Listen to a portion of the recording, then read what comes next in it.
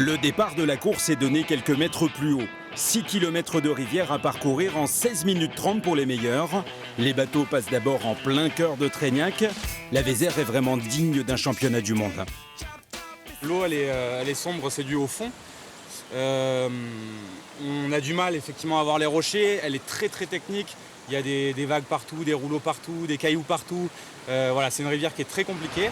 Lionel de Miranda est le seul représentant du Portugal sur ces championnats du monde. Il est licencié à Ussel et connaît tous les pièges de la Vézère par cœur. Le rocher des Folles, la goujonnière ou encore les serpents. Des difficultés qui peuvent faire perdre beaucoup de temps aux navigateurs. La goujonnière, c'est 2 rouleaux qu'on appelle des rappels. Donc c'est des mouvements d'eau qui nous arrêtent vraiment complètement et qui peuvent même nous retenir vraiment dans le pire des cas, nous retenir et nous faire tomber à l'eau. Les serpents, c'est 2 grands virages, du coup c'est pour ça qu'on appelle ça les serpents. Et le but du jeu, c'est de ne pas s'arrêter sur les côtés, sur les contre-courants. Voilà. Depuis lundi, les meilleurs descendeurs du monde reconnaissent le parcours et il y a eu de la casse. Les étrangers, ils nous racontent que tous les soirs, ils réparent les bateaux, c'est meuleuse, résine, décapeur thermique pour faire sécher vite. Voilà, et tous les jours, on détruit les bateaux presque. Ils ne sont pas étanches du tout.